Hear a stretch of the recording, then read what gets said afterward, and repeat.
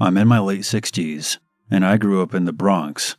The Bronx isn't exactly known for supernatural activity, but I can tell you from living there for many years, a lot of strange things happen in New York, aside from the drug abuse and the crime that takes place in the back alleys. Let's go back in time to 1962. It was my 7th birthday.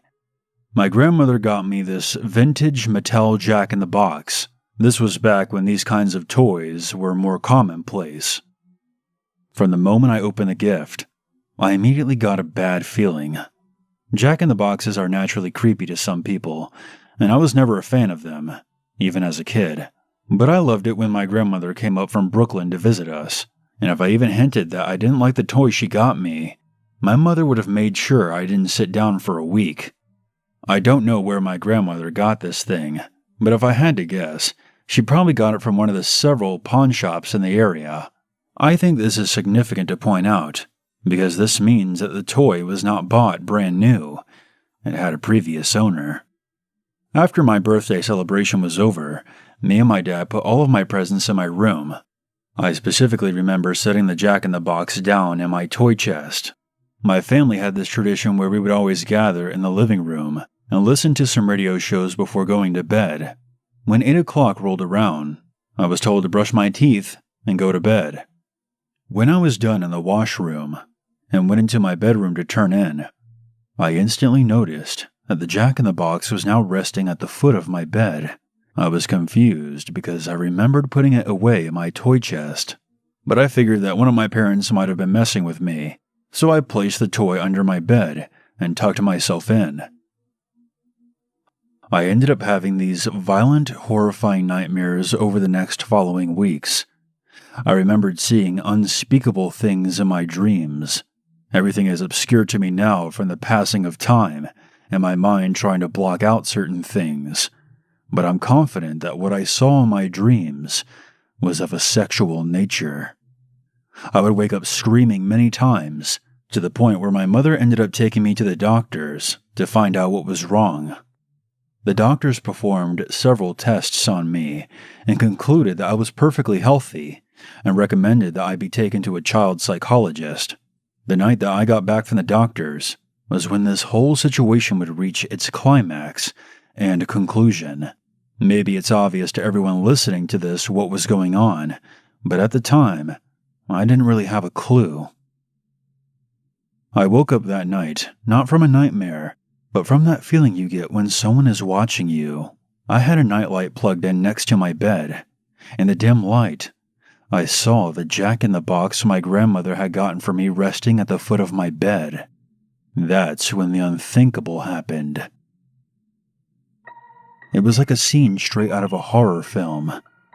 The crank on the side of the box slowly began to turn, and a distorted, slowed-down version of the melody began to play. When the tune finished, the clown inside the box popped out. Even though I saw it coming, it still made me jump.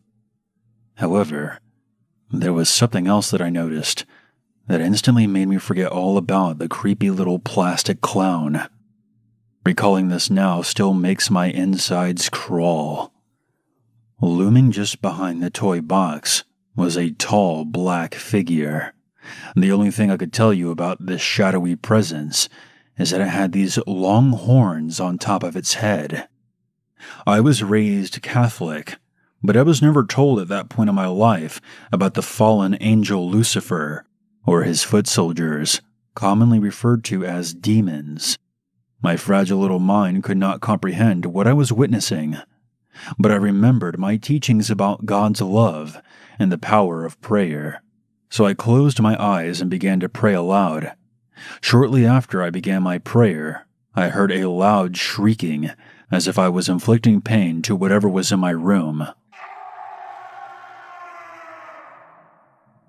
As soon as I opened my eyes, I saw that the figure was gone. The box that was still resting at the foot of my bed was now closed. We lived on the 3rd floor of an apartment building, Outside of my room was one of those stereotypical dark alleys New York City is known for. I opened up my bedroom window and hurled the box out.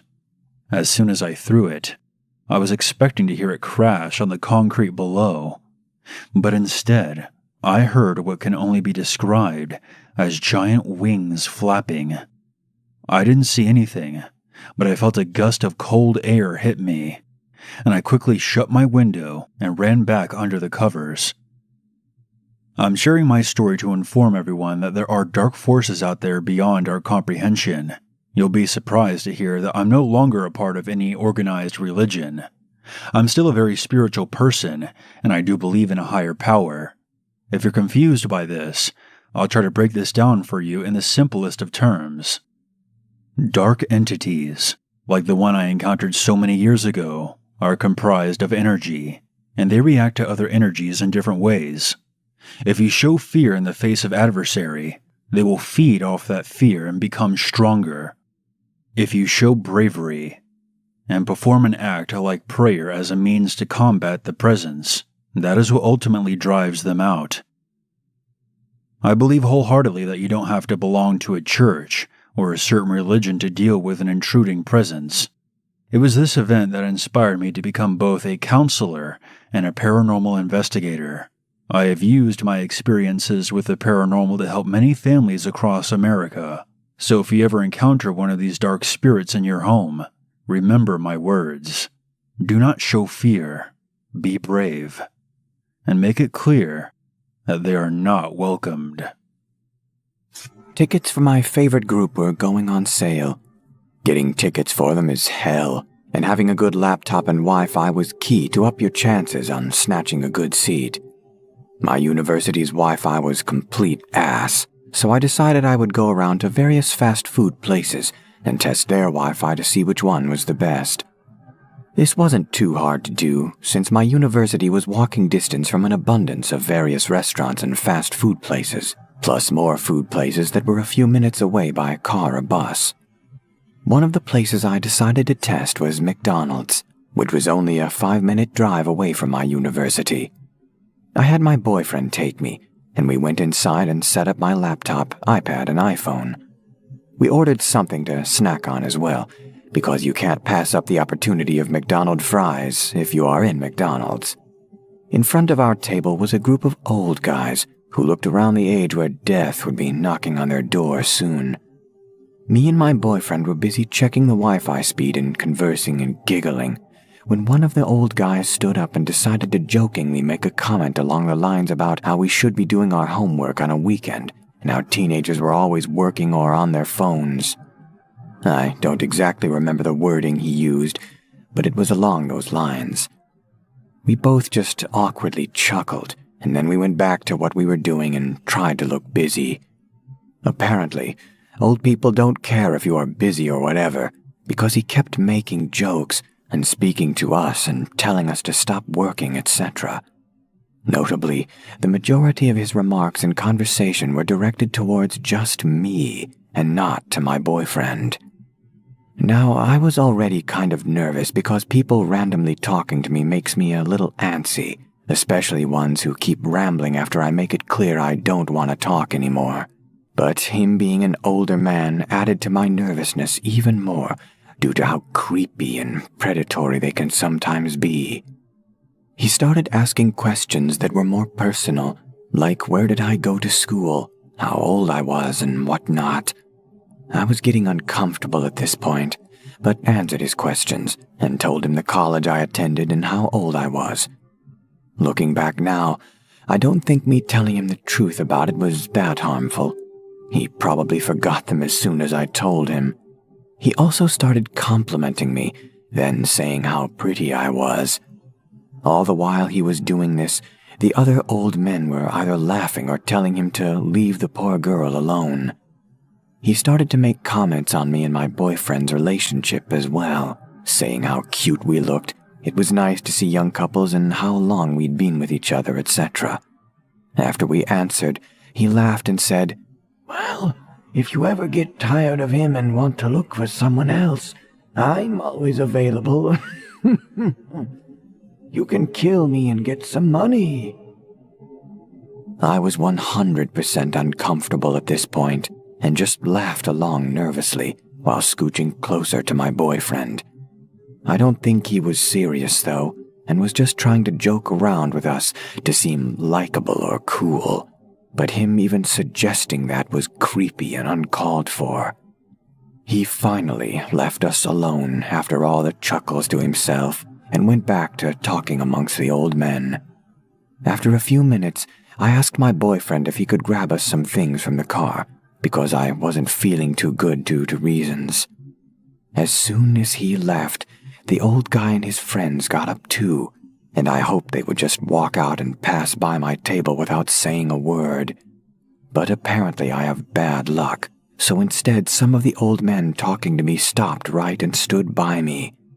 He saw my university ID card and picked it up, making remarks of how good I looked in the picture and how I looked even prettier in person, and just kept looking me up and down. His friends chuckled and told him to leave the poor girl alone again, and I hope he would clean the wax out of his ears and listen to leave me alone. He just laughed and placed his hand on my shoulder, giving it a light squeeze while exclaiming, "No, I won't leave her alone. She's too cute." At this point, I was way past uncomfortable. I knew nothing deadly was going to happen to me because we were in a public place, even if the McDonald's was empty, so I knew they weren't going to kidnap me or anything, but I was still severely creeped out. I was screaming in my head for my boyfriend to hurry the fuck back in here so they would leave, because I didn't know what to do besides nervously laugh. They lingered for a little while the old guy looked at my ID card one more time before putting it back on the table and squeezing my shoulder again. He finally left after telling me to have a good day. A few seconds later, my boyfriend returned, and I was sitting there trying to relax and calm my nerves. I might be overreacting at getting so nervous, because the threat of me being taken or hurt was most likely next to none. But old men hitting on young girls just severely creeped me out beyond words. The story about the deep web I'm about to tell you is absolutely true, and doing this was probably the worst mistake of my life that I've ever made. Take my advice when I say never go on the deep web or the dark web, as both those places are not only terrifying but sick and cruel. I'll begin my story with a bit of background information. During my first semester of college, I had recently broken up with my first ever real girlfriend. We had a healthy relationship since high school, and we did everything together, and there has only been one minor argument in the 6 years we had been together.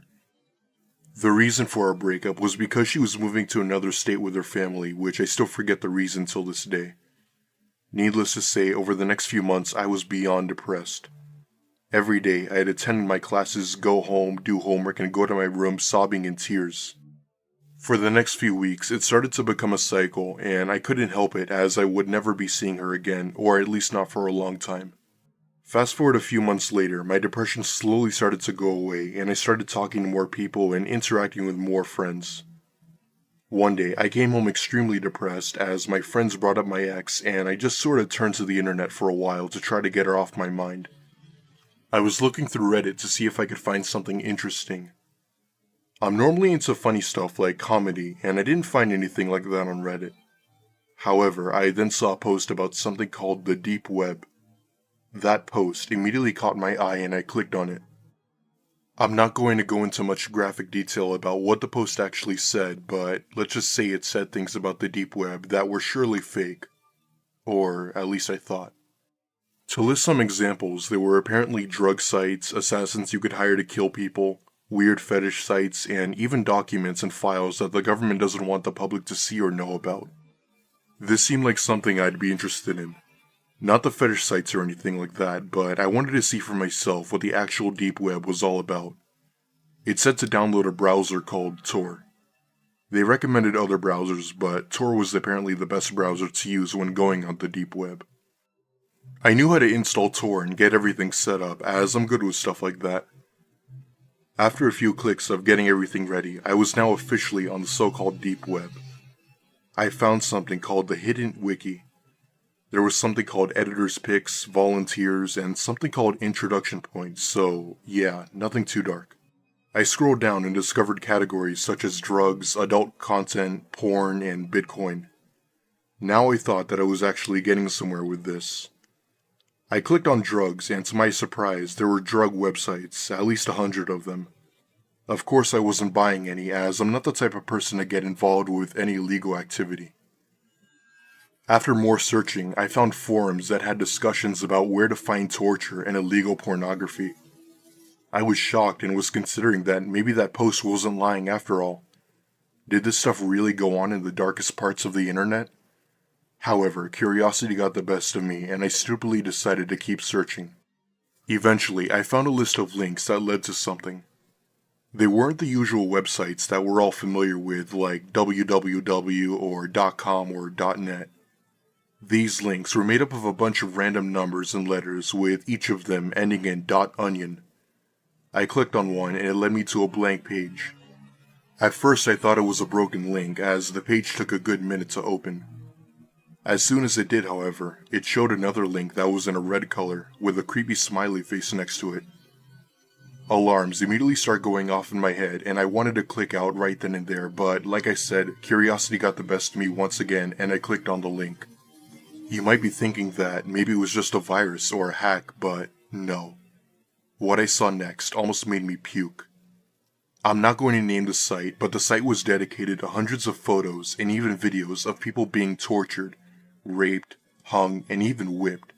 Some of them not even being adults, and you know exactly what I mean by that. Let me just say that I've seen some messed up stuff in my life, from people getting run over to beheadings, but this was beyond that stuff. I would like to mention that I don't mind seeing some dark stuff here and there, but I do have my limits. This was beyond dark and disturbing. I know it sounds hard to believe that stuff like this actually happens, but unfortunately there are some people in this world that are sick in the head who get pleasure out of doing these types of things. I immediately closed down the website and deleted the Tor browser and never went on my computer for a while. I've done more research on the dark web, and a lot of people say that torture and stuff like that don't actually happen, but I'm pretty sure I know more than they do. For those of you who are curious about going on the dark web, please take my advice and don't go there, especially if you don't know what you're doing. I was young and naive and stupid for making that mistake. Don't go on the dark web. So I work for a very major retailer you've all heard of. This was from 1.5 years or so ago back when I worked in the electronics and photo departments. One afternoon I answered the phone and spoke to a customer. He wasn't very direct about what exactly he was looking for. At first he said he was looking for a gift for a family member that he hated. He said he wanted it to be something that they would accept because of the obligation, but would absolutely hate. I asked if he was looking for a type of gag gift, and he dodged my question. Instead, he started asking me what I would buy if I wanted to get a gift for a family member like that. I said I wasn't sure, but maybe a movie or some music they didn't like would be a good choice. Then he surprised me by asking what type of movies I liked watching. I said it wasn't anything that would really fit what he was looking for, as I usually watch anime. Next he asked if that was something I'd want to watch over dinner. I said I certainly do watch it while I eat dinner sometimes, not knowing where he was going with this. Then he said, "No, I meant with me." I laughed nervously and told him no. Then I quickly changed the subject back to what he was looking for and asked if we had a certain TV series in stock. I told him I'd go check. By this point, I was feeling pretty uncomfortable, but I wanted to keep my customer service and not disappoint the customer by being rude. So I found what he was looking for and then told him the price and how many copies were in stock. After this, he asked me some other question about myself, and I told him that perhaps I wasn't the best person to help him, so I handed the phone off to a male coworker. I walked away from the desk at that point and made my way back to the photo department, where I felt safer as I wasn't in the direct view of customers who were walking around. I took a moment to collect myself before I left. The next part was of my coworker's interaction with a customer on the phone. My coworker introduced himself in the usual manner and asked how he could help. The man said, "Aw, man, where did that cute, bubbly girl go?" My coworker replied with an improvised response of, "Oh, she's actually our photo associate. She doesn't know as much about electronics." To which the customer responded, "Oh, I'd like to see some pictures of her without clothes on." To which my coworker did not know how to respond. The customer then said it would be easier to just shop in person, that he'd be back later to see me, and hung up. I asked my coworker if he was able to ever get the customer off the phone. He told me what the customer had said, and I felt literally sick. I was also so terrified of coming into contact with this customer that I went to management and reported the issue to them. They just chuckled and said that there wasn't anything they could do, as it was likely just a prank caller. I was worried about spending any time on the sales floor, but I still had to complete my shift. That evening, I was terrified. I politely asked a male coworker to walk me to my car. He obliged, and thankfully we saw no trace of the creepy guy anywhere, and we've never heard from him ever since then. This happened in 1996. I was in my mid-20s. For a quick background and setting, I am a female and I was living with my parents at the time. This was prior to smartphones, and I did not have a cell phone of my own. My parents' home was on a residential street in New York State. Blue-collar neighborhood, commuting distance to New York City. We lived down the street from an industrial area.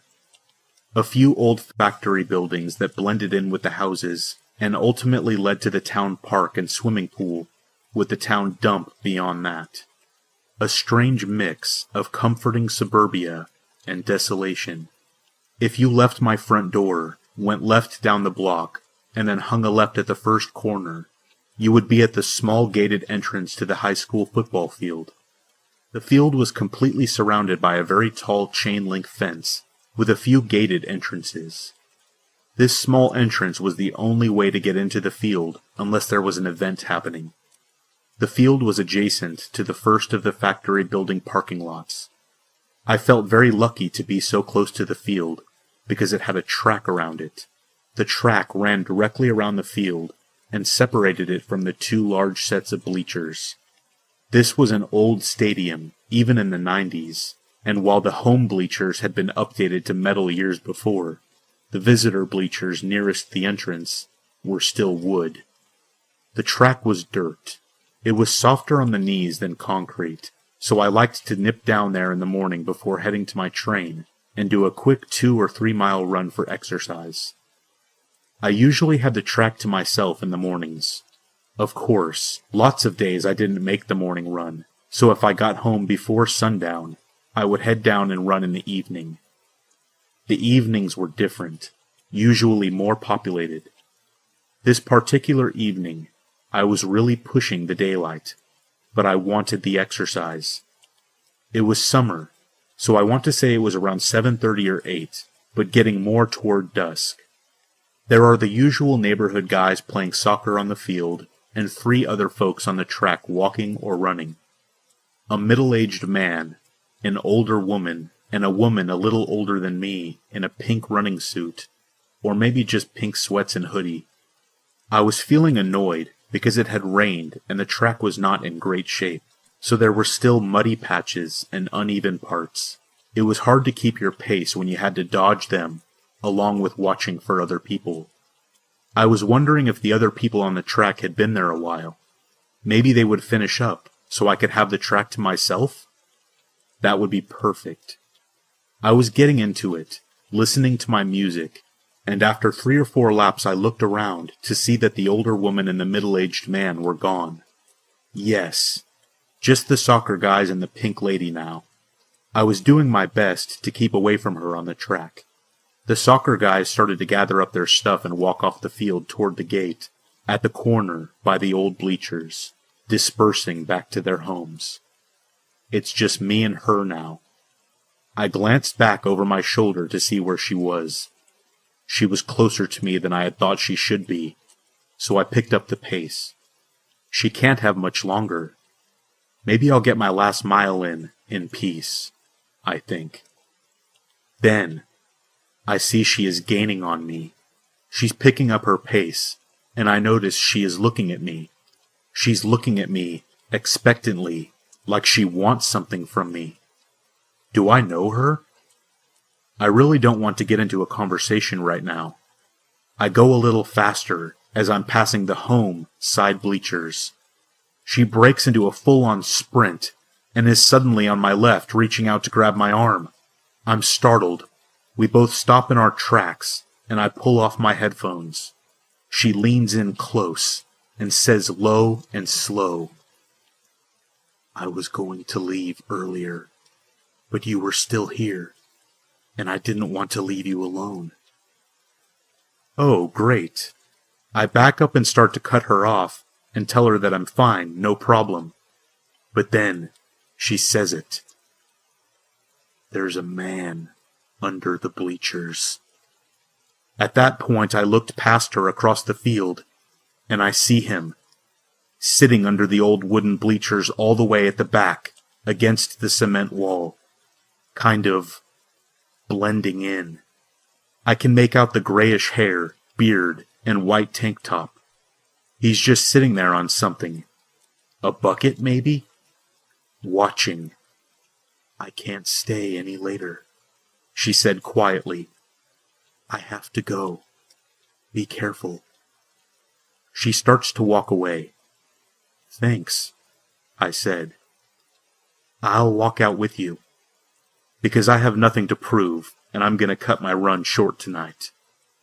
As we headed out of the gate, keeping an eye on the bleachers, she said something that stuck with me. She looked up at the tall fence around the narrow opening and said, "One way in, one way out." She got in her car, we waved, and I headed down the block to my house as she drove off.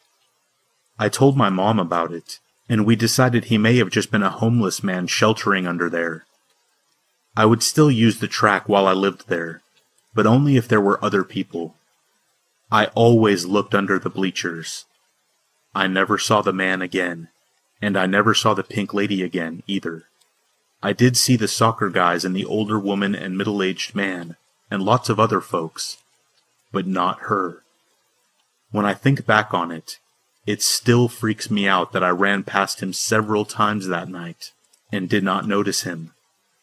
And I wouldn't have noticed him if it wasn't for that nice woman. She purposely stayed with me and made me painfully aware of how often I was running in what amounted to a cage with just one way in and one way out.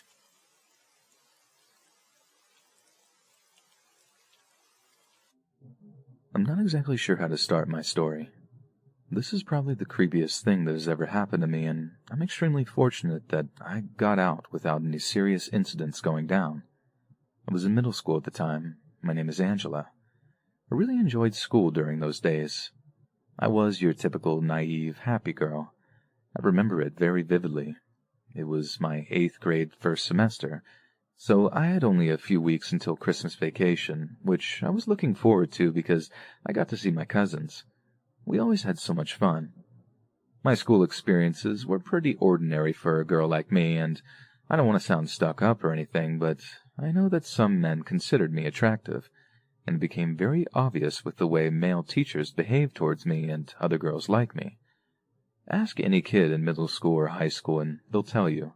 Certain male teachers just have a certain feeling about attractive young female students, and one of those teachers for me was Mr. Edwards. I had him for a couple of different classes. He was my homeroom teacher, history teacher, and geography teacher, so I saw him quite a few times every single day. The way he looked at me, it was just a little weird. I didn't recognize it at the time, but the signs were definitely there. He just lingered a little bit too long, and I know I wasn't the only girl in the class that he looked at a little bit too much. Now, for the most part, this was completely harmless. Many of these male teachers never act on their impulses, which is a good thing, but from what I understand, Mr. Edwards was going through specific tribulations in his personal life. I don't really know the specifics, but I heard a rumor that him and his wife got a divorce. I heard that rumor toward the beginning of the semester, which meant that it could have happened sometime in the summer, or maybe even during the school year. I'm not really sure. It was just a rumor. but it certainly would explain some of his behavior. I remember as time went on, my intuition about him became more negative, and I genuinely started feeling uncomfortable in his class.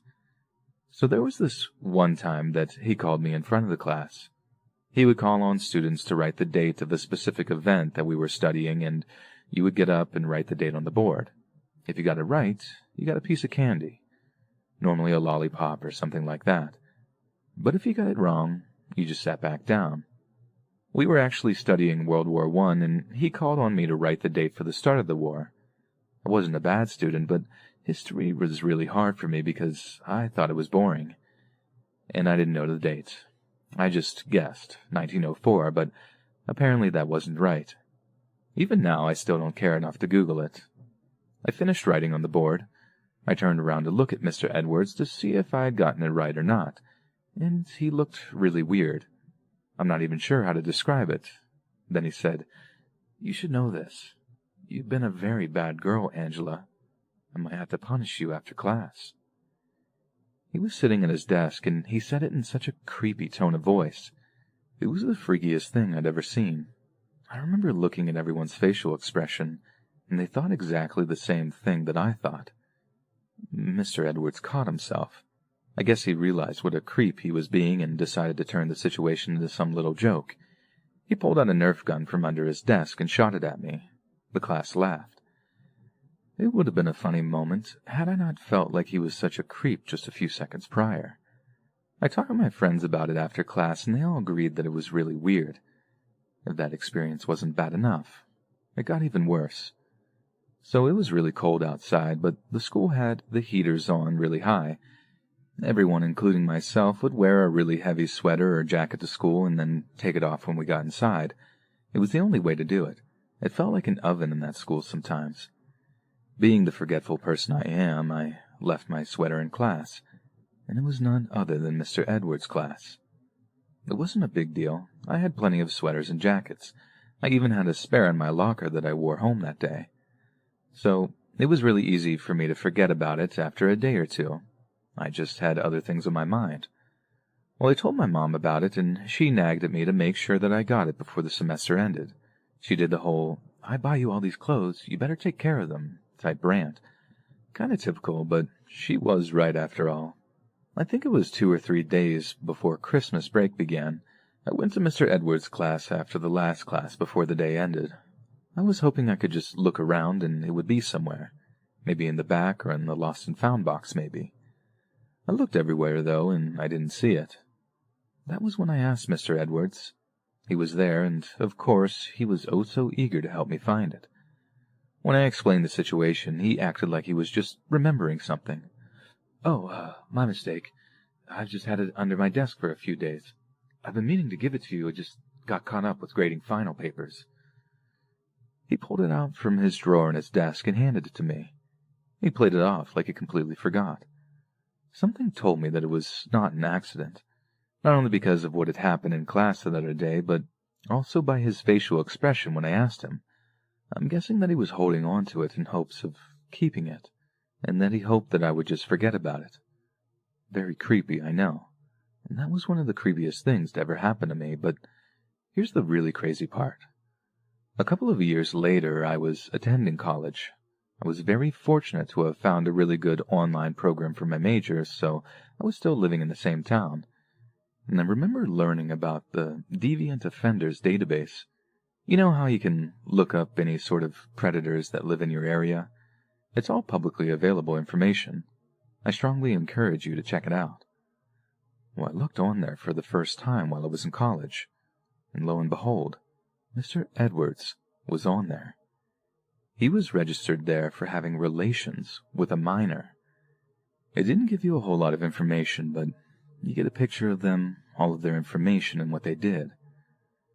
It was a minor and very shocking considering that he abused his power as a teacher. The creepy part is that it happened just a year after I had class with him. I was really grateful he didn't try that with me. I know it's really difficult when someone has so much power and abuses it over you like that, but I looked at some of the other people in that database in my area. I was shocked. It dawned on me that there are many reasons to be very cautious. Stay safe, everyone, and be aware of any predators that live in your area. So this happened about a year ago. I know it because it was around Valentine's Day, and I'd spend the week leading up to it just dreading it, stalking my ex on Instagram, and generally just felt pretty terrible about myself. We'd split up a few months earlier, and she kept the flat we'd lived in, seeing as she did most of the work finding it. Her friend moved in, and I moved out. It was a simple but painful arrangement. I ended up finding a flat for myself way out, on pretty much the outskirts of the city.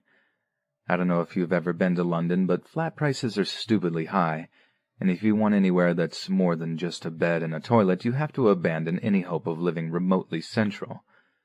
So the Valentine's Day season came around, and one weekend I was feeling fairly sorry for myself, working my way through a bottle of Prosecco. I should have really been sharing when I made a decision. I changed the radius on all my dating apps to be as small as possible, and tried to see if I could get a Valentine's date lined up. Half the time you matched with someone, and they'd reveal that they were on the other side of London to you, and your attempt to organize a drink would fall through. "It's too far," or "I don't have time tonight, maybe next week," were phrases you'd hear all the time. So I'm not the most attractive guy. I think I'm honest enough with myself to say that, and I have a pretty good gauge of when someone I've matched with seems too hot to be real. Usually my hunches confirm when they send me a message advertising some Russian dating site in the first minute. Anyway, I meet Becca, who seems lovely, and very much in my league, and who lives actually not too far from me. We agree to go for a drink at the Crown the day before Valentine's Day, so as not to have the awkward expectation of anything extra romantic, which is pretty much the local for anyone who lives near my overground stop, and I'm pretty excited to be honest. She seems pretty funny. Maybe not wife material, but we get along, and for a while the thought of my ex off on her own Valentine's Day seems a lot less unpleasant. So date night comes, and I have my usual beer or two before for a bit of Dutch courage and head off to the Crown. I send her a message to let her know that I'm on the way, and she says cool, she's almost there. It's a little dark out, and there's a thin mist of rain, but I shrug it off. It is London, after all. The walk to the pub doesn't usually take too long. You have to navigate loads of little back streets that ends up slowing you down a whole bunch, and I spend a little extra time to avoid some alleyways, just because I've heard stories about people getting mugged around here. But I arrive to the Crown only a bit late, and send her a message apologizing as I get in. She replies pretty quickly. Instantly, almost. "Shoot," she says. "Didn't get a chance to message you. There's a bunch of guys in there for someone's birthday, and they're being really rowdy, making me a little uncomfortable. I've nipped over to a restaurant down the road to see if they might have space for us." I mean, she's not wrong. There are a bunch of guys in here being loud and obnoxious, and I guess if you were a small woman, it would make you pretty uncomfortable. Not only that, but a group are smoking outside and jeering, and I could see how you wouldn't want to hang around outside for long. She sends me the restaurant's name and tells me to hurry. They'll save a table for us if I'm quick. This is where I get a little concerned. We never agreed to dinner. Not only that, but when I put in Google Maps, the location gives me 2 routes. One is pretty quick, and the other adds an extra 10 minutes onto your walk time, easy. The only issue is the shorter route goes right through this old estate that's semi-abandoned. I say semi because, although I'm sure people live there, I'm not sure who, and half the buildings are boarded up. I take one look at it and decide that there's no way I'm going through there. There are barely any streetlights, if any, and I can barely make out much more than a few dark shapes. I decide to take the longer way around and apologize to her, but let her know that I'll be a little later. She replies instantly again, and tells me that I need to come now, and that I should just be as quick as possible. I don't like her tone, and tell her there's no way I'm walking through the old estate at night. Now I'm beginning to feel really uncomfortable, and am aware of how alone I am on this route. Whilst it passes by several houses and shops, there's no one actually on the street itself. There aren't many people out on the night before Valentine's Day, and, come to think of it, I've got no idea why the restaurant would be so full in the first place. I get that funny feeling in my stomach where you know something's wrong but can't quite put your finger on it. And for some reason, I walk in the middle of the road for the last stretch. I think maybe I felt a little safer there, or at least in my head I think I'd be able to see anyone who came towards me. Thankfully, no one did. I did manage to freak myself out a little, catching my reflection in shop fronts and car windows, and have to make a conscious effort to not look at them because I know I'll only freak myself out more. I'd have turned right around, but I realized that I was actually closer to the restaurant than the original pub, and at this point I just wanted to see another friendly human face. I sped up my walking slightly, made sure to text a couple of friends just to be safe. All this time I'm walking, she's messaging me telling me just to hurry up and that the shortcut's fine. She literally just took it. But as soon as I mention I'm almost at the restaurant, she stops replying. Just like that. One moment she's telling me to hurry, and the next, as soon as it's clear I'm not going to use the shortcut at all, she's gone. Well, they're gone, I suppose. No way of knowing who it was. I get inside, and like I suspected, the place is fairly empty. It's definitely not booked out, and when I ask if the waiter's seen any woman like Becca asking about a table, he shakes his head. Not tonight, he tells me. Only a couple of families and an older couple. I think about texting whoever was claiming to be Becca, but even opening the conversation gives me the creeps. The idea that there's a couple of days' worth of chatting there, of whomever was on the other end pretending for whatever reason to be a normal person, gives me the chills. It's strangely weirder to think of someone that creepy pretending to be normal in a weird way. I think about walking back using the road, but I realize, looking out the window of the restaurant, that whoever was pretending to be Becca knows my exact location. They'll know I arrived and found out they were lying. I think about the fact that they might be watching me from somewhere, my silhouette in the window, and I ask if I can have a table whilst I order an Uber home. Even during the ride home, I hate the idea of my face near the window, and I try to lean into the middle seat. I get the driver to drop me as close as possible to my house, and my heart races the whole walk home. I never told them my address exactly, but the idea that they know the area I live in is enough to make me start looking at flats on the other side of the city. I think, as soon as I can, I'm going to move. I'm a 23-year-old female, used to not believe in ghosts at all. I'm a psychology student and used to think that everything can be chalked up to someone's own anxieties and fears. That was until last year. This happened in Colorado Springs on Gold Camp Road. If anyone knows what I'm talking about, you know that this place is a hotspot for urban legends and creepy ghost stories. The road is located on the side of a mountain and has several large tunnels dug through the mountain that you have to drive through to get to the end of the road. It's mostly used to get to scenic routes that overlook the city and hiking trails. There are also all sorts of scary stories that I'm sure you've heard of if you grew up in the area. The story goes that a bus full of small children crashed within one of the tunnels after it partially collapsed, and the spirits of those children are trapped in the tunnel. Supposedly, if you drive in the tunnel at night and come to a stop, turn your lights out, and put baby powder or flour on your windshield, little ghost hands will smear the powder all around. Also, I'm not sure if this story has any validity to it, but I've been told a lot of people dump bodies over the side of the road. The cliffs and heavy wilderness apparently make it a good place to hide evidence. Anyway, this was all nonsense to me. I would drive the Gold Camp Road about once a week during the summer, as it was a beautiful night drive to take with friends, and there are several pullover spots to smoke with relative certainty that you will not encounter any police. Now, I won't be offended if you think that the fact that I was a little out of it may have contributed to what I saw. Anything's possible. Anyway, my friend, a 21-year-old female, and I spent about an hour one night smoking, walking around the scenic spots, playing music until about 3 or 4 a.m. Again, we had been doing this exact routine all summer, and were used to the dark, creepy tunnels and the heavy woods at night.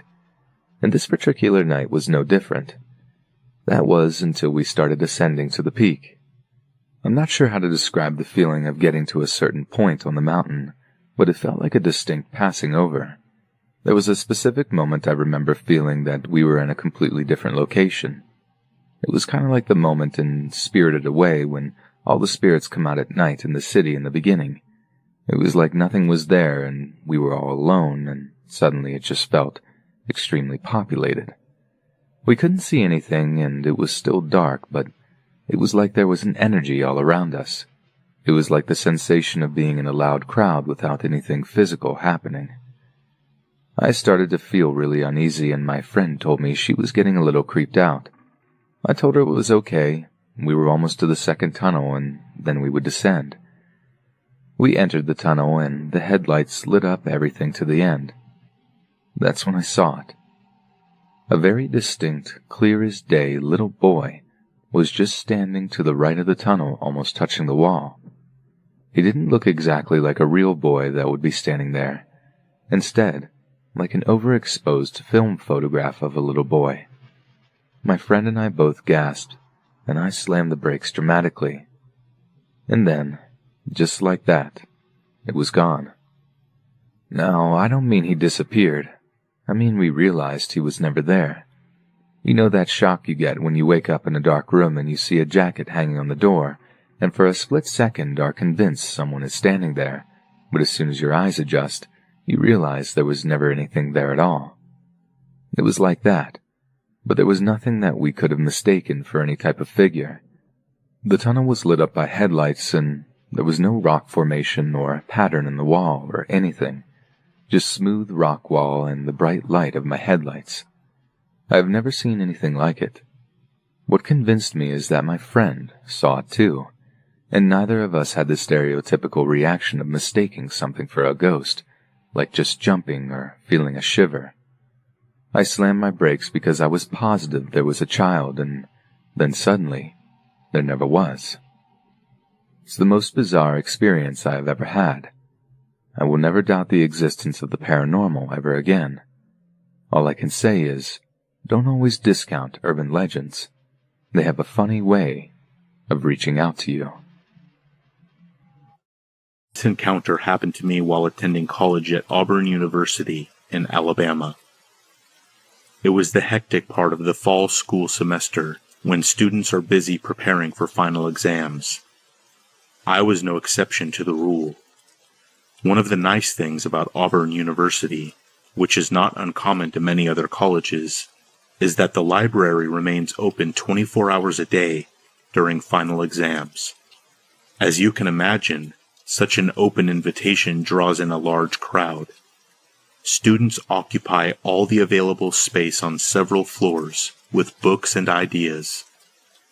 On this particular night, at least one of them was not a student. Let me explain. I arrived at the library early in the afternoon, navigated my way to the third floor, and quickly located a desk for intense concentration. Hours passed as I put my attention on the pages of my organic chemistry textbook. It became dark outside. I was extremely happy with my progress. I celebrated with a sandwich, chips, and a few beers. At just past 11 o'clock, nature called. I entered the bathroom and made my way to the stall furthest from the entrance. A few minutes passed, and then another person entered. Here is where things turned creepy. We are two, and we are alone. For what seemed like an eternity, I only heard silence.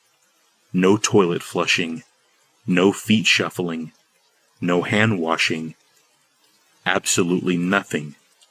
Then, he locked the door. At this point, my mind was racing. Was I about to be robbed? Random act of violence? A joke? I tried to stay calm as he walked over to the stall that I occupied. Eventually, he broke the silence with an offer I will never forget. He offered me a Happy Meal. I kindly but firmly rejected, and thankfully, he exited the bathroom. I quickly finished my business washed my hands, and left in a hurry. The exchange had me absolutely spooked. Study time was over. On my way out of the library, I spotted him. Our eyes locked briefly, and then I turned away. I could feel his stare. All that I remember about him is that he was a middle-aged man wearing makeup and a McDonald's uniform. I haven't eaten McDonald's since. My name is Prad, and this story happened about 2 years ago. I recently started a new job and made a few casual friends quite quickly. One day at work, my friend George said he was having a house party on the weekend and invited me to come along. I accepted his invitation. That weekend, I drove to George's house party. I recognized a few faces, but most of the people that were there were his friends outside of work. I wasn't drinking alcohol that night as I was driving, and also I'm not much of a drinker anyway, so I was drinking soft drinks all night. At one point, a man approached me.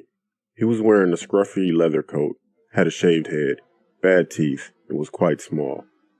He looked a lot older than most of the people at the party. He introduced himself as Jerry and said he was a friend of George's. We talked for a little bit, but the conversation was quite awkward for the most part. I finished my cup and said excuse me as I was going to get another refill.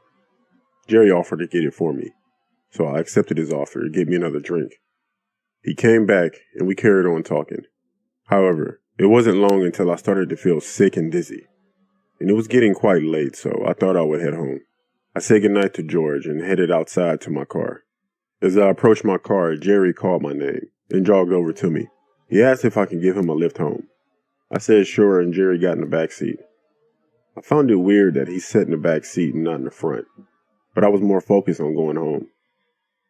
After driving for about 2 minutes, I started to feel worse, more dizzy and lightheaded. I heard Jerry unbuckle his seatbelt and unzipped his pants. I saw him in the mirror when he was leaning forward towards me.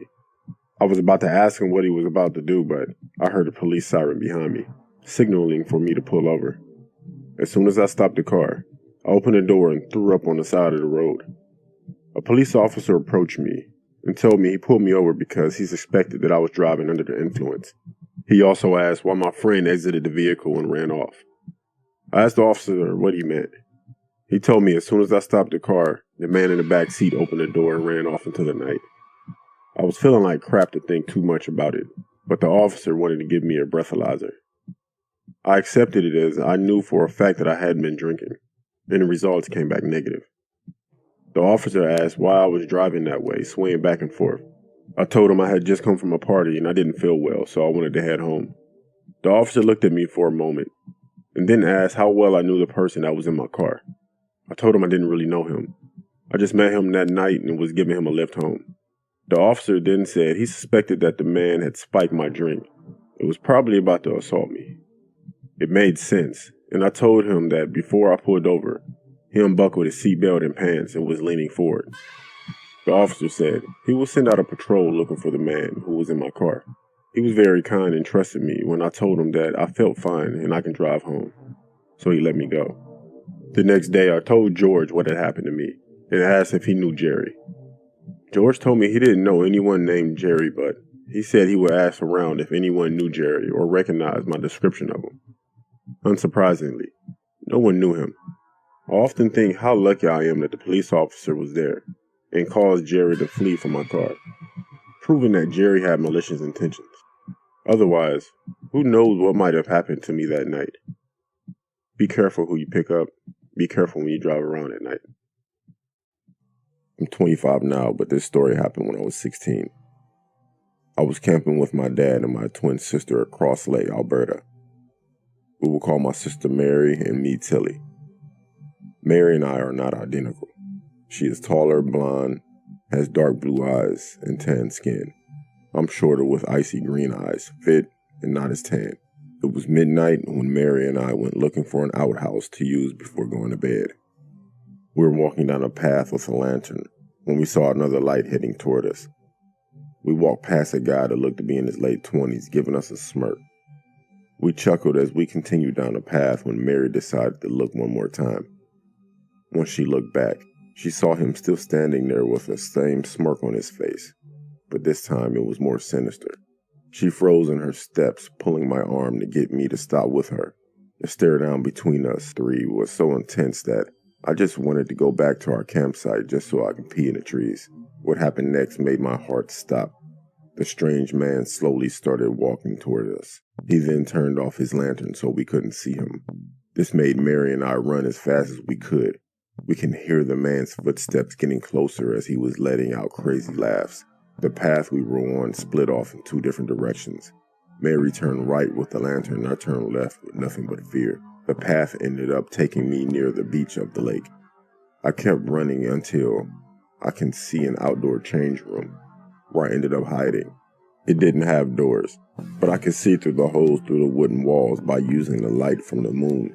I sat there in silence for what felt like forever, and was convinced that he must have stopped chasing me a while ago. I took one more glance through the hole in the wall, when I heard the man's voice behind me say, "Don't be scared of me, Tilly. I just want to keep your eyes." I screamed and ran out of that room, but he caught me and threw me onto the floor. I was doing my best to fight him off. I was kicking, scratching, and crying, when unexpectedly I had dirt in my mouth. The man was trying to muffle my cries by shoving dirt in my mouth.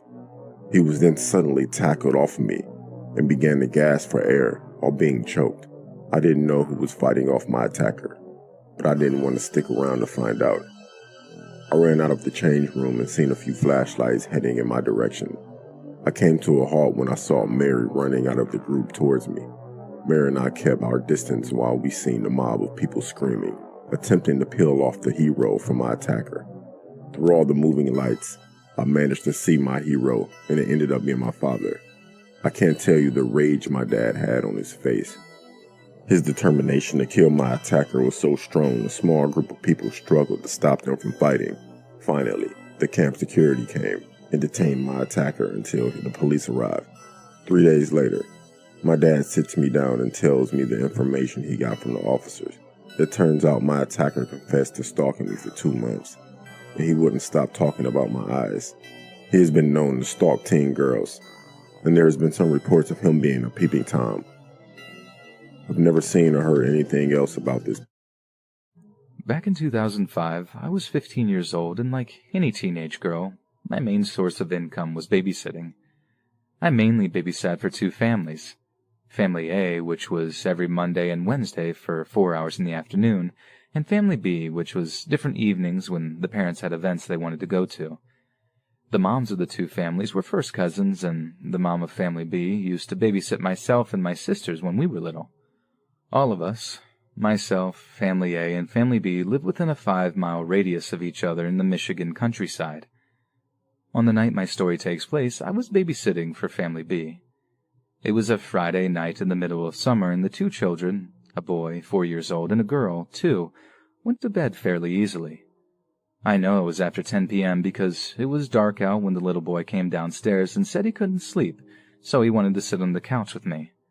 I was watching the movie The Patriot on TV and let him snuggle up with me, and he went right back to sleep. Shortly after he came down, the phone rang. I looked at the caller ID to see if it was the family calling when I saw it was my home calling. I answered the phone, and it was my dad. He said something that basically boiled down to this. "Hey, so there's an escaped convict in the area.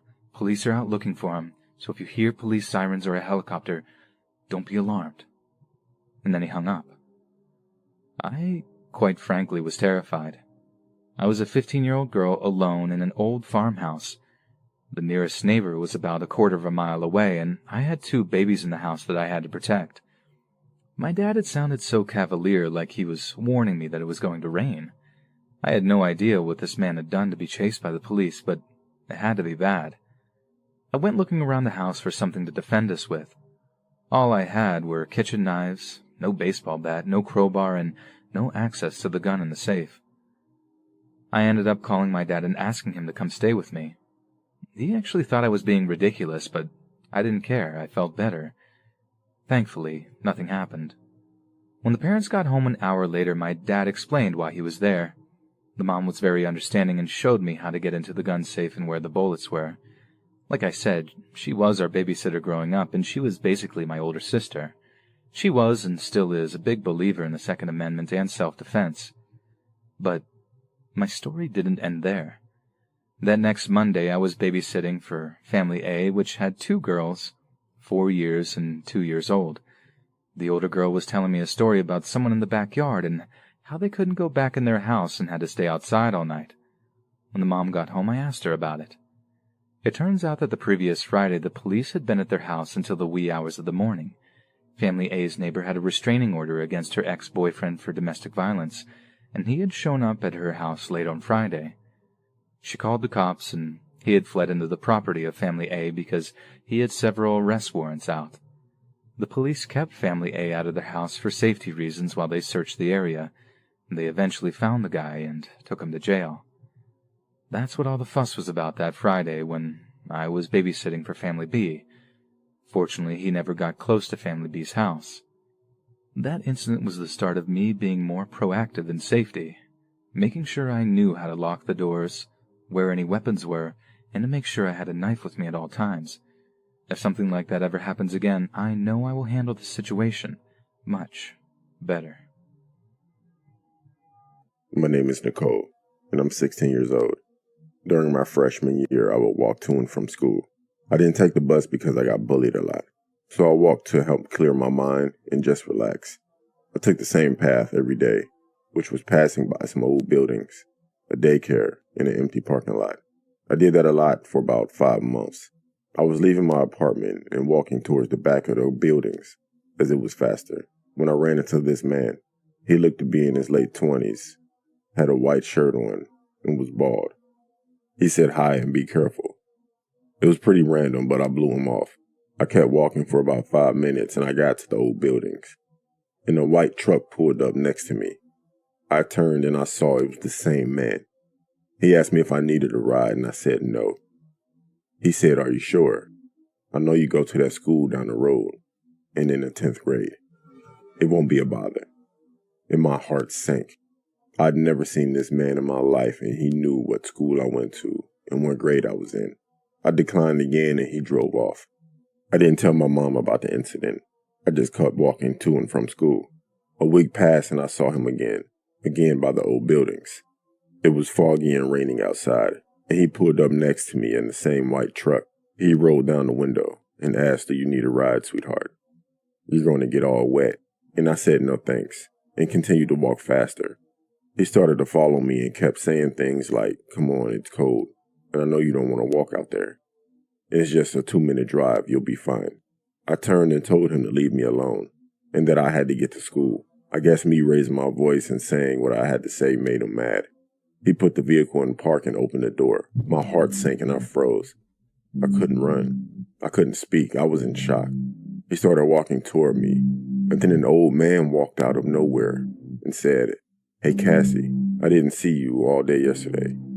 You didn't show up for work and I was worried. Can you help me with something really quick?" It was the man from the store. I understood what he was doing. I turned and the man with the white truck ran back to his truck and took off. I started crying as the old man told me he had saw what happened and had to spring into action. I thanked him and called my friend to drop me off at school. Later on that day, I had forgotten about the incident until my teacher pulled me out of class. He told me that when he was driving into work, he saw what had happened and how the man had been following me. He took me to the front office and had to make a report and called my mom to inform her what happened. The police said they would look into it, but they never found the man. I would have given them the plate number, but at the moment, when it all happened, I hadn't thought of that. I'm a sophomore now, but I don't walk to school anymore after that. In fact, I don't really go outside of my apartment at all. I often think about what would have happened if that old man never came out the store and what the guy in the truck would have done to me. During my time in college, I had a friend whose dad owned an 800-acre piece of land in eastern Texas. In the past, he leased it out to hunters and paper companies, but was no longer doing it. He had built a cabin on the land a few years before and would let us go out there from time to time to mess around. It served as a great way to relax from the pressures of school and getting closer to nature. The spring break of 1997, we loaded up our trucks and headed for the cabin. Our plans included shooting guns, drinking beer, and other things rednecks like us do in the woods. Our first morning kept us pretty busy cleaning the cabin and moving all our stuff inside. Around dinner, we made a big fire outside and cooked a bunch of steaks and fried potatoes. We skipped dessert and broke open some beers. The sun went down not long after, and for the remainder of the evening we got loaded and passed around a joint or two. At some point in the night I heard a shuffling noise outside and went out to check on it. The fire was barely burning at that point, and just outside of its light, I swore I could see the shape of a man standing completely still. From what I could tell, he was facing me, perhaps waiting to see what I would do. I blinked my eyes real hard to get a clearer look, but my position and the lack of light made it hard to see clearly. The shape continued to stand still, so I decided I'd walk up a little closer in hopes of getting a better picture. The thought terrified me, but I was transfixed by the being, or perhaps I was still too intoxicated to make wise decisions. I took 2 steps forward, but was distracted by a voice behind me. My friend had woken up and noticed the door was wide open. So he got out of bed and saw me walking around the fire. His voice caused me to jump a little, but I soon realized who it was speaking. I asked him if he saw the figure on the other side of the fire pit. He just laughed at me and said I must be so stoned I was seeing things. We laughed it off and returned to bed. On my way, I turned back to take one more look, but the shape was no longer there. I chuckled to myself and went back to sleep. The next morning I wrote the whole experience off as the result of too much fun and went on with my day. We spent the first half of it fishing at the big pond. Post-lunch was shooting guns and one guy's compound bow that he had just bought. The beers and smoke were broken out after dinner. A game of poker was attempted but soon canceled in favor of another evening telling lies around the fire. On one of my many trips to relieve myself that night, I was spooked by the sound of a stick breaking close by and noped it back to the fire. The look of fear on my face made the other guys laugh their butts off. I tried to explain what had happened, but was quickly reminded that we weren't the only creatures in the woods. The reasoning seemed sound, so I accepted it. Not long after, we were standing around, involved in some deep discussion, and I turned to speak to the guy on my left. What I saw caused me to clench up so tight I could have snapped a steel rod with my sphincter. Standing within a few steps behind my friend was another man I did not recognize. It was like he appeared out of nowhere. What made it creepier was that he was staring intently at the back of his head, almost like he was trying to bore through it with his eyes. I remained frozen stiff. The longer I looked at him, I realized he was the same being I saw lingering outside the light of the fire the night before. He was average height with a long, unkempt beard. My friend continued rambling about whatever, unaware of his shadow. After several long seconds, the stranger turned to me with a blank expression and walked away. This was when my friend finally noticed my horrified look. When he spoke, the thrall of fear was released, and I began pointing and rambling about what I had just witnessed. He and my other friend laughed at me again. There was no way I was seeing things this time. I described the man, and one of them suggested he was a Bigfoot. Despite my protestations, no one was buying it, and I eventually cut my losses and shut up. However, I wasn't beat. Their mockery had made me even more determined to prove the stranger's existence. The next 2 days were quiet. No stranger, in other words, but I kept my eyes peeled for anything out of the ordinary. By our 5th morning, I was beginning to question my sanity. I'd seen this mysterious being stalking around us twice, and now it had suddenly disappeared. I resolved to put my quest on the back burner until some new evidence arose. My friend's dad had mentioned him, an owner of one of the surrounding properties, had spotted a small group of wild hogs running through his land, so we grabbed our rifles and went on the search for them. A mile or so down one of the property's many roads, we came across some hog wallows and knew we were on the scent. We went up the road, now on foot tracking them. Another mile on, we stumbled upon 3 large hogs rooting up the ground and prepared to make bacon. Two of us chambered around as quiet as possible on our rifles and took aim. I was less than a second from saying 3 and pulling the trigger when the loud crack of another rifle filled the air, followed closely by a burst of wood and bark above my friend's head. It took a moment for it to register that we were being shot at. A few seconds later, another crack and strike, this time even closer to my friend. We weren't going to wait for a third. The friend who appeared to be the target led us down a side trail that led back to the cabin. No more shots followed as we fled. However, instead of finding safety at the camp, the shots began again. Seeing no other option, we hopped into my truck and hauled it out of there.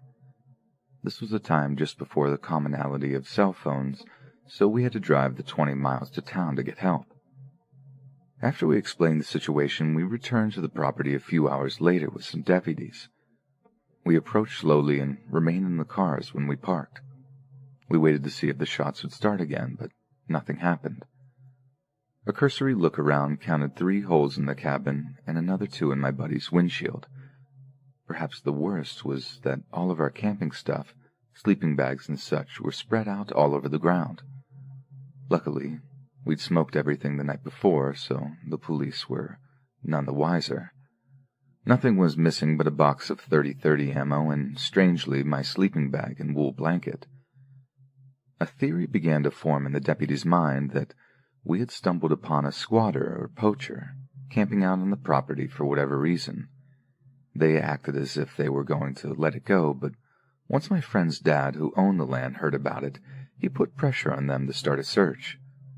This was about the time I repeated my story of seeing someone lurking around the cabin.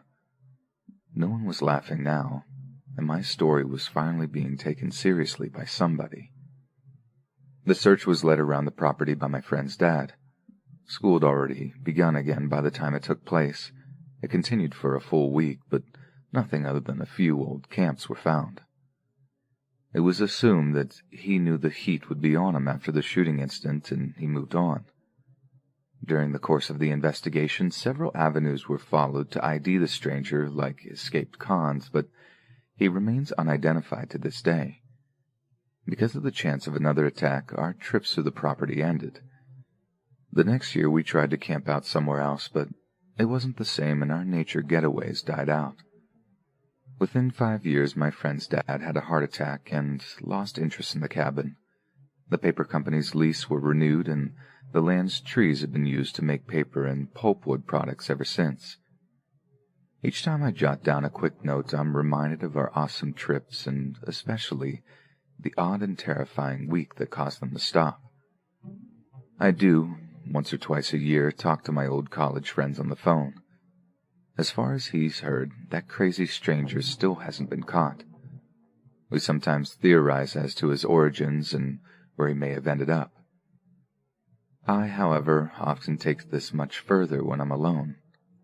I wonder why our so-called strangers seem to focus so much of his anger onto my friend, and perhaps, far more concerning, is he still out there waiting for his chance to finish what he began all those years ago?